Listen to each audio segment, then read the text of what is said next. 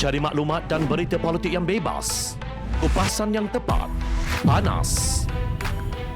Dapatkannya secara eksklusif hanya di Jom Channel.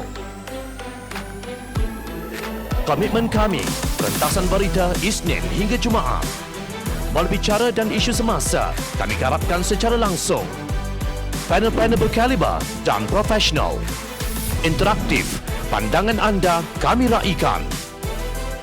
Jangan lupa bersama kami di setiap hujung minggu dalam edisi khas mingguan. Jom Channel, moving forward, sharing a new experience. Salam Adi Adha 1442 Hijrah, saya Zawaz Yusof, rentasan berita 931, antara paparan utama. Usah dimarah rakyat yang degil jika menteri langgar SOP. Jangan sesekali derhaka titah yang di-Pertuan Agong. Kegelisahan itu sebenarnya tanda satu kegagalan.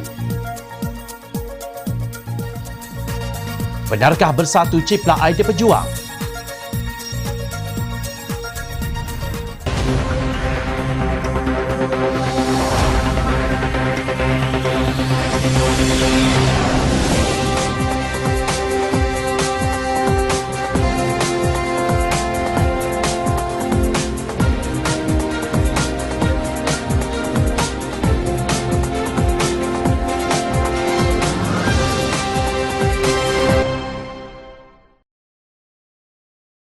Assalamualaikum dan salam sejahtera. Selamat menyambut Hari Raya Aidiladha tanpa sentuhan ibu bapa dan saudara mara.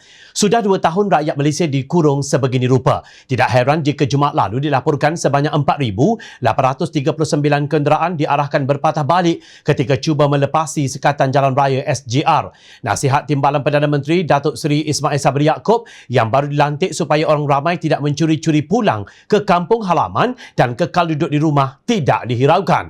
Peningkatan kes serta kluster yang disebabkan pergerakan rentas negeri dan ziarah pada Aidilfitri lalu perlu dijadikan iktibar agar semua pihak tidak mengambil ringan terhadap pematuhan SOP yang ditetapkan dalam usaha memutuskan rantaian jangkitan COVID-19, tegasnya di Petik Media.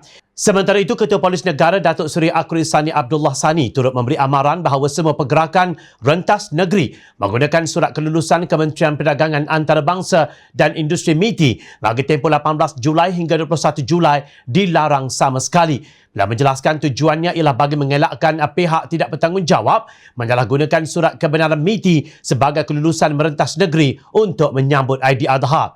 Namun melihat dengan banyaknya bilangan kenderaan yang diarah patah balik, menunjukkan dengan jelas arahan pihak berkuasa itu dipandang sebelah mata sahaja untuk sebilangan rakyat yang degil.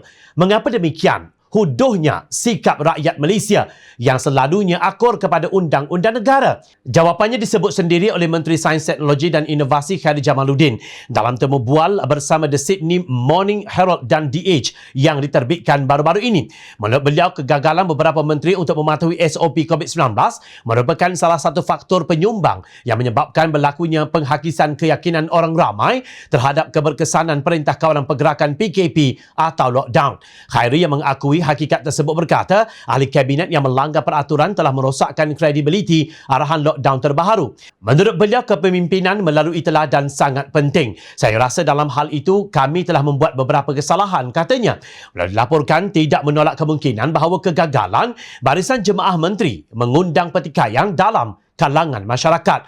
Antara menteri yang didakwa melanggar SOP termasuk Menteri Wilayah Persekutuan Tan Sri Anwar Musa, Menteri Hal Ehwal Agama Jabatan Perdana Menteri Datuk Seri Dr. Zulkifli Mohamad dan Menteri Industri Perdagangan dan Komoditi Datuk Dr. Muhammad Khairuddin Aman Razali. Malah Menteri Besar Kedah Muhammad Sanusi Muhammad Nur telah dilihat oleh seorang warganet seorang yang melanggar SOP dengan memandu uji kereta di sebuah pusat jualan dan pameran kenderaan di Auto City Juru bulan lalu. Namun setiausaha politik Menteri Besar Kedah Afnan Hamimi Taib Azamuddin berkata dakwaan itu merupakan satu fitnah. Kononnya Muhammad Sanusi hanya berhenti sebentar untuk membeli makanan berdekatan pusat jualan dan pameran jenama Ford di kawasan itu sebelum meneruskan perjalanan ke Kuala Lumpur atas urusan yang lebih penting. Lepas siap beli makanan, Menteri Besar sambung perjalanan ke Kuala Lumpur. Ford Ranger itu ada dekat juru tu. Tak ikut sekali dan saya mengesahkan tiada test drive berlaku. Katanya menerusi kenyataan di Facebook miliknya.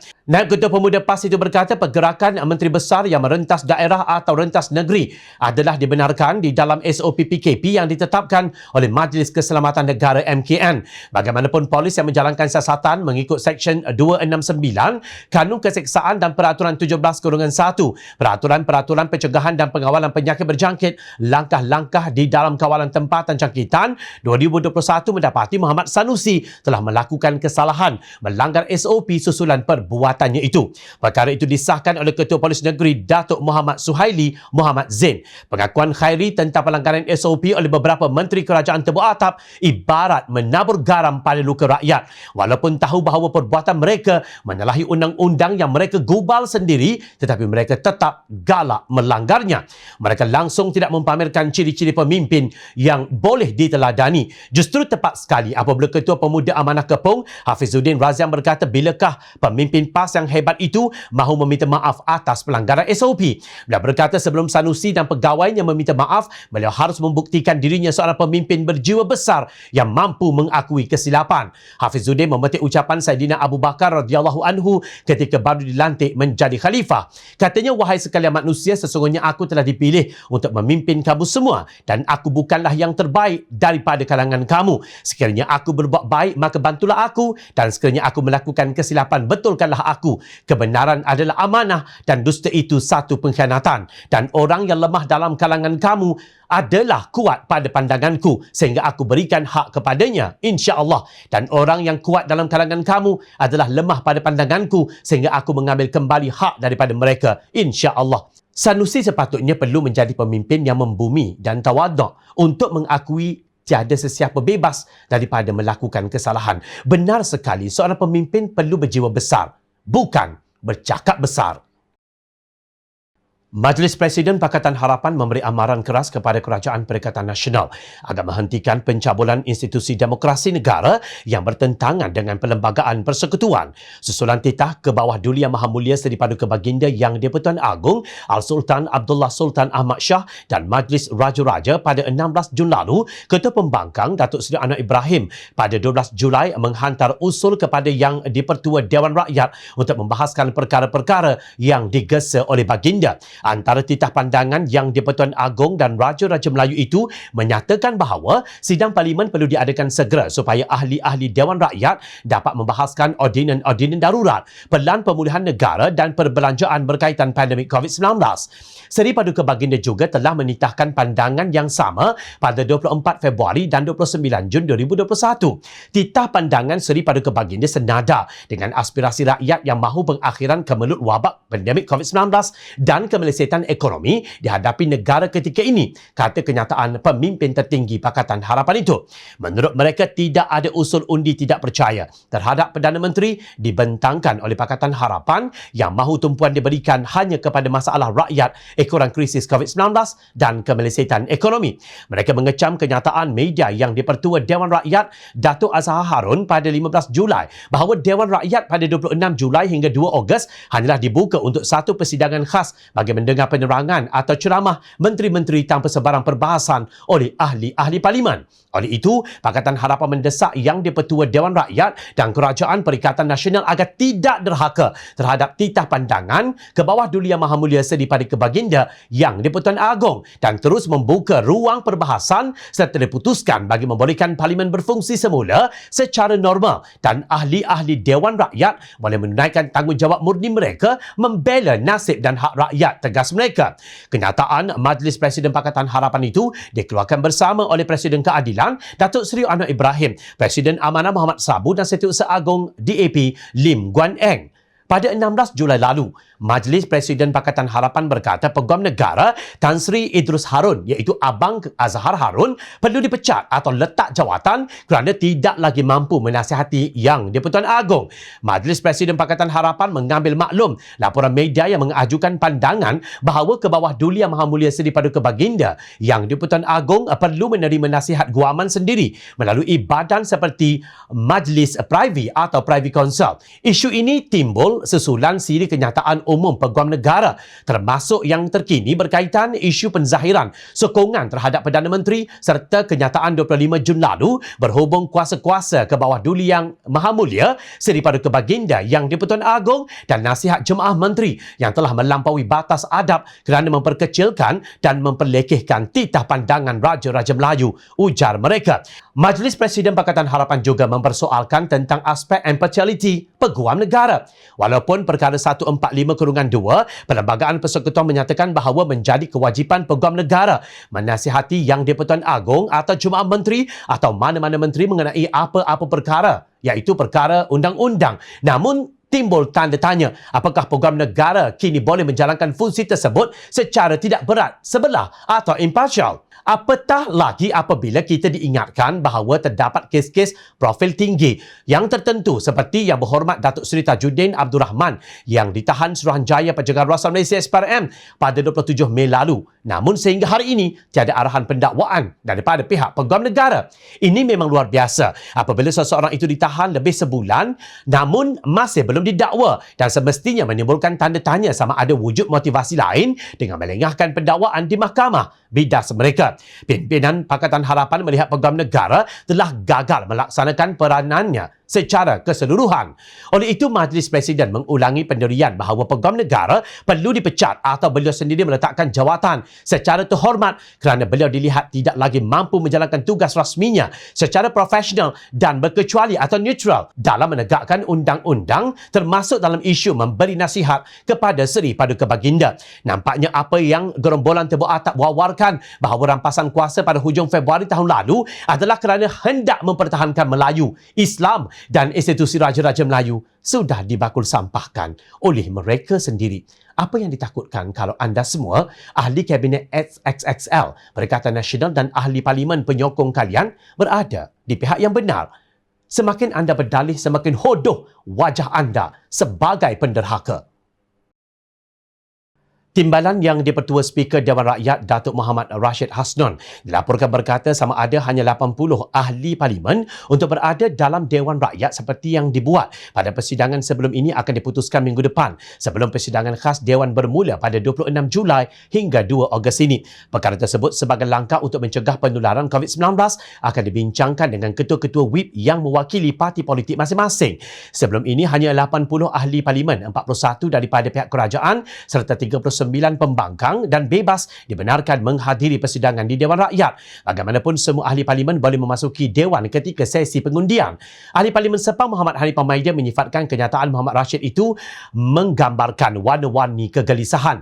Rakyat kat bawah gelisah sebab asyik duk fikir nak makan apa atau nak bagi makan apa kat family aku hari ini. Di sana pula ada juga segerombolan orang lain pula pun yang duk gelisah tak tentu hala juga, ujarnya dalam satu hantaran di Facebook beliau. Secara tersirat, pengerusi Biro Undang-Undang Amanah Kanun itu menganggap pihak Kerajaan Perikatan Nasional takut akan dijatuhkan.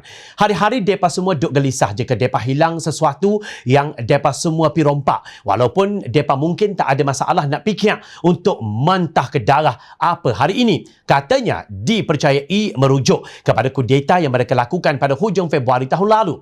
Pakatan Harapan berpendirian bahawa kudeta tersebut adalah satu rompakan terhadap mandat rakyat yang diberi pada pilihan raya umum ke-14 pada 9 Mei 2018. Bila orang dah buat salah dan dilanda kegelisahan yang sangat parah, polis datang rumah depa pun untuk masuk meminang anak depa. Depa pergi menyorok bawah katil. Padahal polis tu tak bawa waran dan dari pun sindirnya. Dalam masa speaker bercakap tentang berapa ramai ahli parlimen yang boleh masuk ke Dewan Rakyat, Menteri di Jabatan Perdana Menteri, Parlimen dan Undang-Undang Datuk Seri Taqiyuddin Hassan berkata ruang untuk perbahasan serta mengemukakan soalan disediakan dalam sidang khas parlimen secara fizikal membabitkan 220 ahli parlimen. Ini menunjukkan kerajaan kita telus. Ahli parlimen boleh mengambil bahagian dan memberi pandangan selaras dengan titah Yang di-Pertuan Agong supaya perkara ini dibincangkan di Dewan Rakyat. Sidang khas itu melibatkan 5 menteri yang akan membentangkan 3 agenda. Pertama, proklamasi ordinan darurat dan kedua, pilihan raya kecil PRK Greek. Ketiga ialah penerangan menteri-menteri berkaitan masalah darurat dan juga situasi COVID-19 yang berlaku ketika ini. Katanya seperti dipetik bernama. Namun, pada 15 Julai, Setiausaha Dewan Rakyat menghantar pemakluman kepada semua ahli parlimen menyatakan bahawa sidang khas kali ini hanya akan ada penerangan daripada menteri-menteri tetapi meminta penjelasan dan memberi pandangan dibenarkan. Mengulas mengenainya, Pengarah Komunikasi Keadilan Fahmi Fazil berkata, Setiausaha Dewan Rakyat dengan jelas merujuk peraturan mesyuarat 14/1 di mana Dewan Rakyat hanya akan mendengar penerangan oleh menteri. Tiada perbahasan sebenar dan tiada diputuskan apa-apa. Menurut beliau, kenyataan ini bermaksud kerajaan tidak mahu mendapatkan keabsahan Dewan Rakyat untuk Pelan Pemulihan Negara dan lain-lain perkara yang hanya akan diterangkan menteri-menteri. Seperti yang saya sebut sebelum ini, kalau hanya setakat nak bagi penerangan, lebih baik buat FB Live atau hantar link YouTube. Atau kalau nak, menteri boleh buat Twitter Space atau Clubhouse. Atau hantar je PDF kepada ahli-ahli parlimen melalui WhatsApp, katanya sinis. Fahmi juga menempelak kenyataan Taqiyuddin yang berkata perbahasan boleh dijalankan. Beliau mencarangkan supaya Taqiyuddin memasukkan usul supaya ahli parlimen boleh bahas betul-betul dan putuskan langkah terbaik untuk rakyat dan negara. Apa yang beliau dan kerajaan patut buat ialah masukkan satu usul untuk bahas dan putuskan Pelan Pemulihan Negara, proklamasi darurat, ordinan darurat dan lain-lain perkara yang berkaitan dengan kebajikan rakyat dan menghidupkan semula ekonomi. Kita dah banyak kali buat dulu seperti usul untuk bahas kajian separuh penggar rancangan Malaysia ke-11 pada 18 Oktober 2018 dan laporan Suhakam pada 5 Disember 2019. Contohnya, tegas dalam satu kenyataan di Facebook, beliau menyindir Taqiyuddin yang dilihatnya berretorik dan menyeleweng daripada maksud sebenar yang di-Pertuan Agong Al-Sultan Abdullah dan Raja-Raja Melayu. Bila usul diusulkan, maka tindakan ada keabsahan. Jadi tak payahlah Taqiyuddin berretorik cakap pasal Stalingrad dan Hitler bagai. Cukuplah alihkan tiang gol. Janganlah terus mentafsir titah pandangan tuanku hingga hilang maksud sebenar, tegasnya.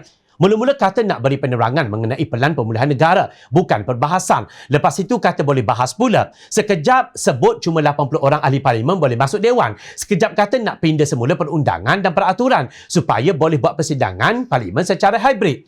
Itulah yang berlaku apabila kerja dimulakan dengan langkah yang salah, mengikut gaya Machiavelli. Justru tidak hairan jika para walaun hanya tahu memaki hamun apabila pemimpin mereka dikritik. Ini membuktikan mereka tiada hujah yang mantap untuk mempertahankan pemimpin sendiri. Hakikatnya mereka juga diburu kegelisahan. Semua itu sama ada kenyataan pemimpin Perikatan Nasional maupun maki hamun penyokong mereka menjurus ke arah jurang yang jelas. Sebuah kerajaan yang gagal. Jawatan Kuasa Khas Kabinet Pelan Pemulihan Negara JKK-PPN kini bertukar nama menjadi Majlis Pemulihan Negara MPN yang akan dipengerusikan oleh Perdana Menteri Tebu Atap Tan Sri Mahyadin Yassin. Menteri Keuangan merangkap Menteri Penyelaras Pelan Pemulihan Negara Tengku Datuk Seri Zafrul Abdul Aziz berkata keputusan itu diambil bagi memastikan pelaksanaan Pelan Pemulihan Negara PPN berjalan lancar dan mengukuhkan lagi strategi kawalan wabak COVID-19 secara holistik. Berteraskan pendekatan seluruh negara MPN akan melantik wakil-wakil dari sektor swasta, pakar industri dan pertubuhan bukan kerajaan NGO untuk berkongsi pengalaman dan nasihat dalam pelbagai aspek PPN bagi membolehkan Malaysia keluar dari pandemik ini secara sistematik dan selamat. Katanya dalam satu kenyataan seperti dipetik bernama. Menurut laporan, MPN juga akan membuat pertimbangan dan mengesyorkan langkah-langkah penambahbaikan bagi memastikan peralihan dari satu fasa ke fasa berikutnya dapat dicapai secepat mungkin berdasarkan pencapaian nilai-nilai ambang utama yang telah ditetapkan. Melangkah ke hadapan, kerajaan akan mengukuhkan strategi bagi mengawal wabak COVID-19 secara holistik dengan memberi fokus kepada faktor-faktor seperti kadar aktiviti dan pergerakan, kadar dan tempoh keberjangkitan, populasi berisiko dan pengukuhan kapasiti sistem kesihatan awam. Katanya, umum mengetahui idea penubuhan MPN dicetuskan oleh pengerusi pejuang Tun Dr. Mahathir Mohamad. Kenalan juga khabar-khabar angin bertiup kencang kononnya beliau akan dilantik sebagai pengerusi MPN. Kabar angin ini menjadi ribut apabila Tengku Zafrul dilaporkan menemui beliau untuk membincangkan mengenai bagaimana menangani pandemik COVID-19. Tengku Zafrul datang ke rumah saya pada Isnin baru-baru ini pada jam 6 petang. Dia datang dan kita adakan perbincangan selama 1 jam. Katanya ketika sidang akhbar secara langsung di laman Facebooknya. Sebelum itu, pimpinan Pakatan Harapan menyatakan pendirian bahawa MPN adalah satu pelan yang mirip Majlis Gerakan Negara Mageran. Harapan. Idea tersebut secara sebulat suara ditolak oleh Majlis Pakatan Harapan yang terdiri daripada pengerusi Pakatan Harapan yang juga Presiden Keadilan Datuk Seri Anwar Ibrahim, Presiden Amanah Muhammad Sabu dan Setiausaha Agong DAP Lim Guan Eng. Justru perubahan nama JKK-PPN kepada MPN dilihat tidak menarik perhatian mereka. Mungkin ia dilihat seperti seseorang yang menukar pakaian baharu saja, sedangkan kulitnya tetap penuh dengan daki dan kotoran. Bagaimanapun, Presiden Parti Pejuang Tanah Air Pejuang menyelar penubuhan MPN oleh Mahyadin itu yang berbeza dengan cadangan Tun M, iaitu untuk mengatasi masalah COVID-19 yang tidak dapat diatasi dan diuruskan oleh kerajaan gagal ini. Demi tujuan itu, cadangan asal adalah majlis ini diberi kuasa autonomi menggantikan kuasa eksekutif kabinet dan bertanggungjawab terus kepada Yang di-Pertuan Agong serta mendapat pandangan atau cadangan dari Parlimen, katanya dalam satu kenyataan. Menurut beliau, apabila Mahyadin dinamakan sebagai pengerusi MPN, tujuan asal cadangan ini menjadi tidak lagi relevan. Beliau berkata Mahyadin telah mendapat kelulusan bajet nasional yang terbesar dalam sejarah negara, melancarkan pelbagai pendekatan bagi menangani penularan COVID-19, malah telah menasihatì Yang di-Pertuan Agong untuk mengisytiharkan darurat supaya Kerajaan Perikatan Nasional dapat bebas membuat sesuka hati tanpa diganggu. Namun beliau masih gagal untuk menyekat penularan wabak ini dengan angka-angka jangkitan dan kematian terus meningkat. Rakyat semakin tertekan sehingga kes bunuh diri juga bertambah. Bagaimana rakyat boleh mengharap satu perubahan besar akan berlaku sekiranya pemimpin yang terbukti gagal seperti Mahyadin mengepalai MPN? Soalnya, beliau berpendapat Majlis Pemulihan Negara hanya akan berjaya jika tidak melibatkan mereka dari kerajaan gagal. Apa yang berlaku ini mengingatkan Jom Channel kepada cerita rakyat tentang seekor kerbau yang menyelamatkan buaya dari tersepit sebatang kayu yang besar. Selepas dilepaskan, buaya itu menggigit kerbau tersebut. Apa yang disiratkan oleh cerita rakyat itu harus menjadi pengajaran bagi pemimpin pembangkang. Jika tidak mahu bersatu kerana dendam yang entah apa, inilah yang berlaku. Susulan episod ini, pemimpin pejuang diminta sedar bahawa harapan untuk negara adalah bersama dengan Pakatan Harapan, bukan dengan gerombolan tebuk atap yang tidak sepatutnya dipercayai. Ingat, rakyat sentiasa memerhati. Teruskan bersama kami di Jom Channel dan layar reporter jomchannel.net untuk mendapatkan berita politik tanah air. Saya Zawaz Yusof. Terima kasih untuk perhatian. Assalamualaikum. Salam sejahtera. Jumpa lagi.